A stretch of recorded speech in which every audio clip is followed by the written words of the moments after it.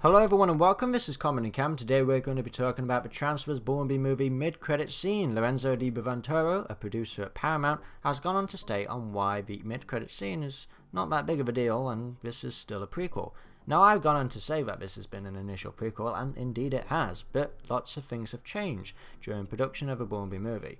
When Transformers Last Night bombed at the box office, it was an absolute disaster for Paramount, not reaching their expectations, so they had a panic and decided to rework everything. So they went ahead and changed the connections with the Bumblebee movie, which is why we already have differences between the early test screenings and the final cut. A lot of links towards the 2007 movie have changed, and a lot of things are quite frankly in the air.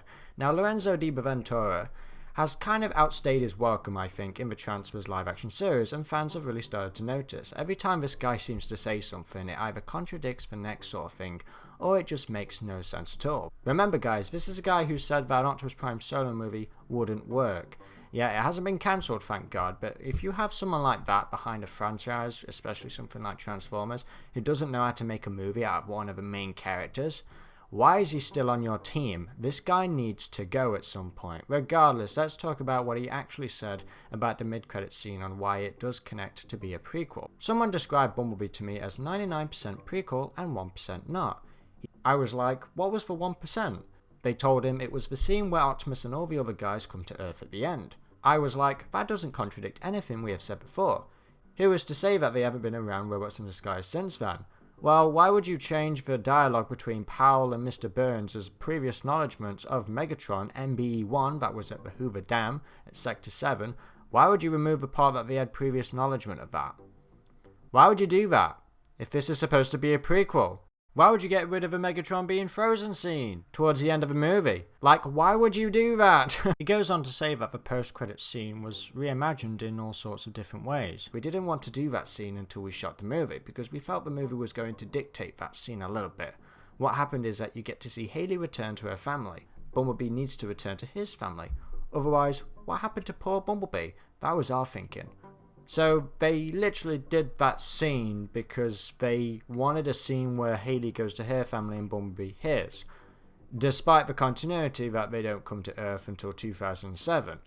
Anyway, he says, plus Optimus Prime said we are going to Earth, we are going to regroup, and we are going to go back.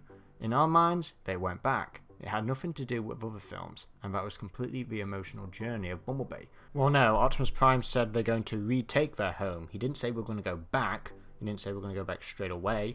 He says they're going to regroup, rebuild, and retake their home.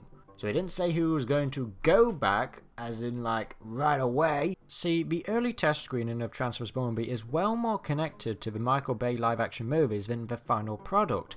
This is the prequel comic as well. That's way more connected to the early test screening than what we actually got, because in the early test screening there was no Cybertron scene. We didn't see Bumblebee arrive to Earth. Bumblebee was already on Earth. There was actually going to be exposition from Dylan O'Brien on like, do you want to know how I ended up in this situation? And then Agent Burns in Sector 7 would be chasing him.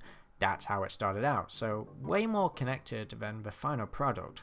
You know, they needed a giant rocket to shoot him out in Dark of the Moon. I don't think the Autobots had that technology, especially Earth technology, to be able to go back to Cybertron with it being so far away. You know, that was just one of the things people mentioned in my timeline, and I completely agree.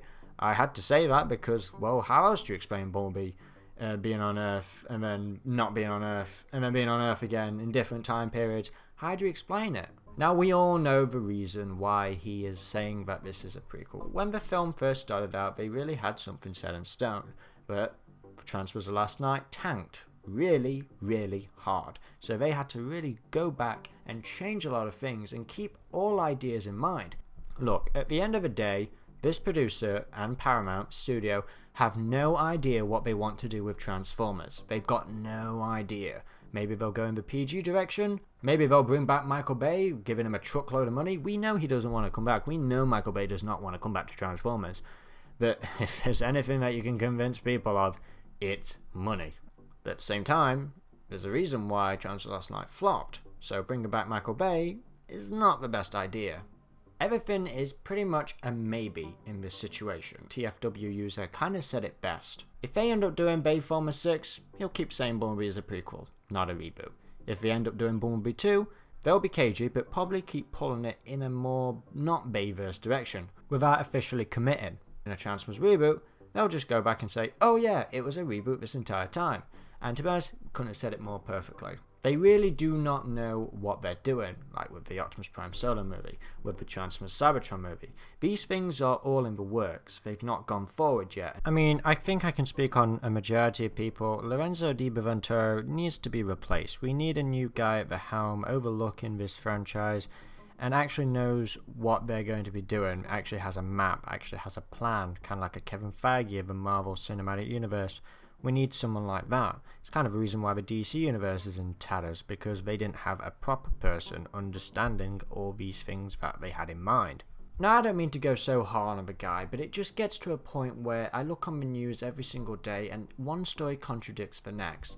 And there's a lot of blurred lines where it's just really frustrating not knowing the correct course. Like, it's like, okay, what do you want this to be? And of course we'll have to wait out for a long time until Paramount, Hasbro, they finally make up their minds. We know that this has been a prequel since the beginning. I have gone on to say this, obviously, but things have changed. The movie is very different from the early screenings, and there's a very good reason for that. They're just trying to save their kind of ass here, to kind of like, okay, yeah, we can go in 3 different directions, you know, but which one? We're not quite sure yet, and unfortunately, the fans, they're just going to be left in the dark until we figure it out. Now guys, be civil with each other in the comment section below. Do remember that we're both in the dark on this, both sides, prequel, reboot, pre-boot, whatever you want. We're all in the dark on this. Paramount are really, you know, not really being all too clear. They're saying one thing while indications are another. I just want things to make sense in the world. Is that so much to ask? I don't know. Anyway guys, be sure to like, comment, subscribe. Click on that notification bell to get all updates on the everlasting Transformers universe. Till the next video, goodbye.